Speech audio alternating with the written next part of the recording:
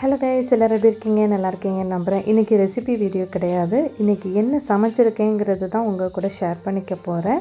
சூப்பரான ஒரு மீன் குழம்பு, அப்புறம் வஞ்சிர மீன் வறுவல். ரொம்ப நாளுக்கு அப்புறம் வஞ்சிர மீன் அண்ணன் வாங்கிட்டு வந்திருந்தாங்க, ஃப்ரெஷ்ஷாக இருந்துச்சுன்னு.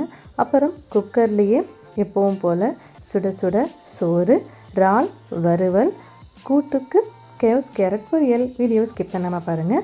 மீனை உங்களுக்கு காட்டுறேன். எவ்வளோ சூப்பராக ஃப்ரெஷ்ஷாக அண்ணன் வாங்கிட்டு வந்திருந்தாங்க. ஒரே கவர்லேயே 2 மீனையும் போட்டிருந்ததுனால அம்மா ஃபஸ்ட்டு அதை தனித்தனியாக எடுத்துகிட்டு இருந்தாங்க. வஞ்சிர மீனும் வலை மீனும் ரெண்டுமே ஒரே இதில் இருந்துச்சு. எனக்கு எதுன்னு தெரியல, அம்மா தான் கரெக்டாக பிரித்து வச்சுருந்தாங்க. எனக்கு பொதுவாக மீன் இந்த மாதிரி பீஸ் போட்டு சாப்பிட்றது தான் ரொம்ப பிடிக்கும். பார்க்குறதுக்கு எவ்வளோ அழகாக பீஸு செம்மையாக வந்திருக்கு பாருங்கள், எனக்கு இவ்வளோ பிடிச்சிருந்துச்சு. அதுக்கப்புறம் இறால் நல்லா பெருசு பெருசாக இருந்தது. இது வலை மீன். எல்லாத்தையும் தனித்தனியாக எடுத்துகிட்டு, வஞ்சிர மீன் வறுத்தா தான் நல்லாயிருக்கும் அப்படின்னு அண்ணன் சொன்னதுனால வஞ்சிர மீனை ஃபுல்லாக வறுக்கிறதுக்காக எடுத்து பிளேட்டில் வச்சாச்சு. அப்புறம் இது வலை மீனுன்னு சொல்லுவாங்கள்ல, அதை குழம்புக்கு வச்சுட்டேன். இறால் வறுவல் தான் செய்ய போகிறோம். ஃபஸ்ட்டு மீன் குழம்பு ரெடி பண்ணிடலான்ட்டு வெங்காயம் தக்காளி மிக்சியில் அரைச்சி வச்சுருக்கேன். அப்புறம் எப்போதுமே மீன் குழம்புக்கு நான் தேங்காய் பால் தான் யூஸ் பண்ணுவேங்கிறதுனால தேங்காய் பாலும் அரைச்சி பால் எடுத்து வச்சாச்சு. புளி ஊற வச்சு கரைச்சி அதையும் எடுத்து வச்சாச்சு. இப்போ குழம்பு எப்படி ரெடி பண்ணலான்னு பார்த்துடலாம். புளி கரைச்சி வச்சுருக்கிறதுல அரைச்சி வச்சுருக்கேன் தக்காளி வெங்காயத்தை சேர்த்துக்கலாம். அப்புறம் தேங்காய் பாலையும் சேர்த்துட்டு எப்பவும் போல் மல்லித்தூள் உப்பு எல்லாம் சேர்த்துட்டு, மெயினாக எனக்கு மீன் குழம்புக்கு பச்சை மிளகாவை இந்த மாதிரி தேங்காய் பால் புளி தண்ணியில் கையை வச்சு நல்லா மசிச்சு விடணும். எனக்கு என்னமோ தெரியல, இந்த மாதிரி செய்யும் போது மீன் குழம்பு இன்னும் டேஸ்ட்டாக இருக்குங்கிறது எனக்கு தெரியும்.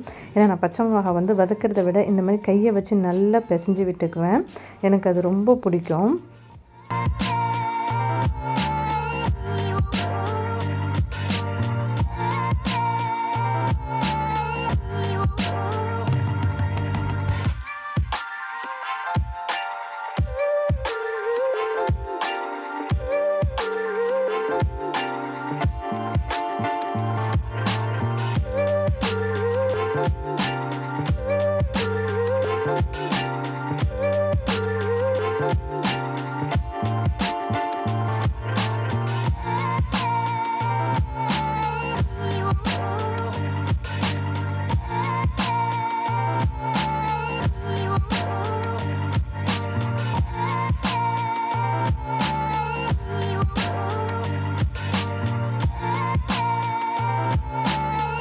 இப்போ குழம்பு தாளித்து விட்டுடலாம். எண்ணெய் சேர்த்துட்டு வடகம் சேர்த்துக்கிறேன். வெங்காயம் வடகமாக குழம்புக்கெலாம் சேர்த்துக்குவோம்ல, அது சேர்த்துக்கிறேன். பொரிஞ்சு வந்ததும் கருவேப்பிலை சேர்த்துட்டு அதுவும் பொரிஞ்சு வரும்போது 1-2 பூண்டு தட்டி வச்சுருக்கேன், அதையும் சேர்த்துக்கிறேன். நல்லா கலந்து விட்டதும் எல்லாம் அந்த பொரிஞ்சு வரும்போது மிளகாய் தூளும் மஞ்சத்தூளும் சேர்த்துக்கிறேன். காரத்துக்கு தகுந்த மாதிரி நீங்கள் மிளகாத்தூள் சேர்த்துக்கோங்க. அப்புறம் இன்னொரு விஷயம், நான் ஏன் எப்பவும் போல் குழம்பு செய்கிறேன்னா, அண்ணனுக்கு நான் எப்போதும் செய்கிற குழம்பு தான் ரொம்ப பிடிக்கும். அதுக்காக அண்ணனுக்கு பிடிச்ச மாதிரியே குழம்பு செஞ்சுட்டேன். குழம்பு ரெடி பண்ணி வச்சுருக்கிறத தாளிப்பில் ஊற்றிடலாம். ஊற்றிட்டு உப்பு காரம் எல்லாம் சரியாக இருக்கான்னு ஒரு தடவை செக் பண்ணிக்கிறதுக்காக நான் பார்த்துக்கிட்டேன். ஆனால் காரம் மட்டும் கொஞ்சம் குறைவாக இருந்ததுனால நான் மிளகாய்த்தூள் சேர்த்துக்கிட்டேன்.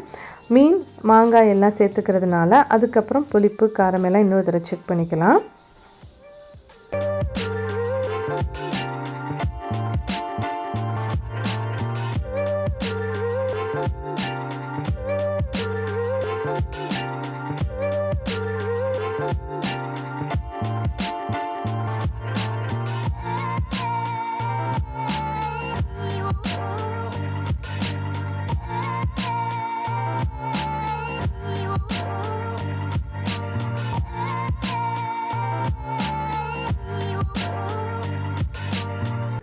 குழம்பு ஃபஸ்ட்டு கொதி வரட்டும். அதுக்குள்ளே இறாலுக்கு மீனுக்கெல்லாம் நம்ம மசாலா தடவி அதை ஊற வச்சுட்டு வந்துடலாம்.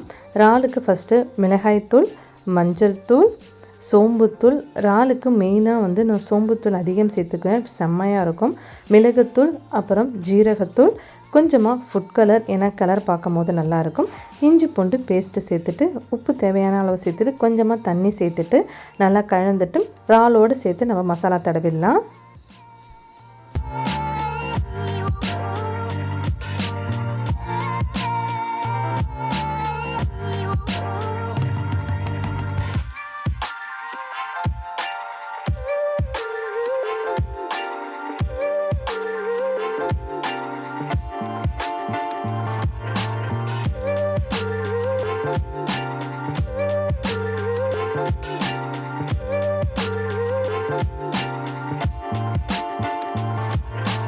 இறாலுக்கு சூப்பராக மசாலா தடவியாச்சு. ஒன்றோட ஒன்று நல்லா கலந்து விட்டுட்டு கொஞ்ச நேரம் இறால் அப்படியே இருக்கட்டும். குழம்பு ரெடி, கொதி வந்துருச்சு. அதில் கொதி வந்ததுக்கப்புறம் ஃபஸ்ட்டு நான் மாங்காய் போட்டுக்கிட்டேன். ஏன்னா மாங்காய் வேகிறதுக்கு கொஞ்சம் டைம் ஆகுங்கிறதுனால ஃபஸ்ட் டைம் மாங்காய் சேர்த்துக்கிட்டேன். அதுக்கப்புறம் தான் மீனை சேர்த்துக்கிறேன். மாங்காய் போடுறது வீடியோவில் காட்ட மறந்துட்டேன், சாரி. மீனை ஒன்று அழகாக போட்டுட்டு நல்லா கலந்து விட்டுட்டு உப்பு, காரம், புளிப்பு எல்லாம் சரியாக இருக்கான்னு ஒரு தடவை செக் பண்ணி பார்த்துக்கோங்க. ஒரு வேளை குறைவாக இருந்துச்சுன்னா எப்போதும் போல தான் நமக்கு தகுந்த மாதிரி கூட குறைச்சா சேர்த்துக்கலாம். இப்போது மீனுக்கு மசாலா தடவிடலாம். மிளகாய்த்தூள் காரத்துக்கு தகுந்த மாதிரி சேர்த்துக்கோங்க. நான் ரெசிபி வீடியோ போடலை, ஆனால் சொல்கிறது எப்போதும் போல தான் வருது. மஞ்சள் தூள், அப்புறம் சோம்புத்தூள் சேர்த்துட்டு உப்பு சேர்த்துட்டு கொஞ்சமாக ஃபுட் கலர் சேர்த்து நல்லா தண்ணி சேர்த்துட்டு கலந்துட்டு மீனில் இந்த மாதிரி பொறுமையாக அழகாக மசாலாவை தடவி வச்சிடலாம்.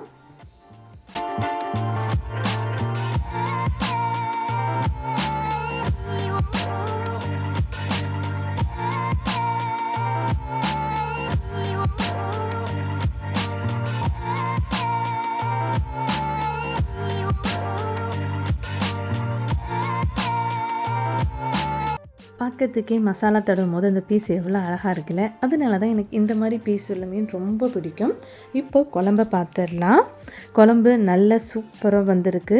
மேலோரமாக கொஞ்சமாக எப்போதும் போல் எனக்கு பிடிச்ச மல்லிக்கீரையை அழகாக தூவி விட்டுட்டு ஸ்டவ்வை ஆஃப் பண்ணிடலாம். அட்டகாசமான செம்மையான மீன் குழம்பு. நிஜமாக சொல்கிறேன், அவ்வளோ சூப்பராக டேஸ்ட்டாக இருந்துச்சு. ஏன்னா நம்ம ஃபஸ்ட்டு ஏன் மீன் குழம்பு நான் ரெடி பண்ணினேன்னா மீனில் உப்பு காரெலாம் ஏறி சூப்பராக இருக்கும். கருவேப்பிலையும் தூவிட்டு மூடி வச்சிடலாம்.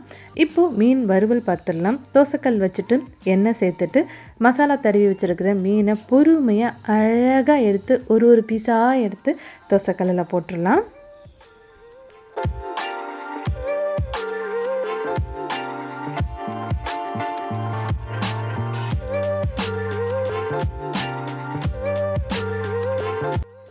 மீனை பொறுமையாக தோசைக்கரண்டி வச்சு அழகாக திருப்பி விட்டுடலாம்.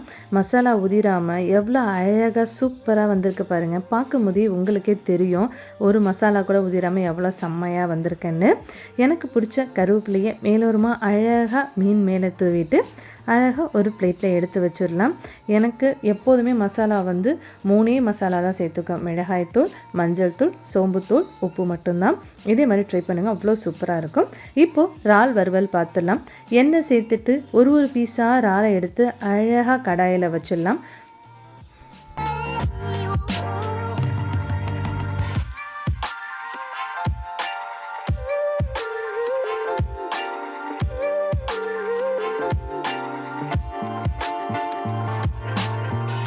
இறாலை இப்போ திருப்பி போட்டுக்கலாம். இறால்லையும் மசாலாலாம் உதிராமல் எவ்வளோ அழகாக சூப்பராக வந்திருக்கு பாருங்கள். நிஜமாகவே அவ்வளோ சூப்பராக இருந்துச்சு.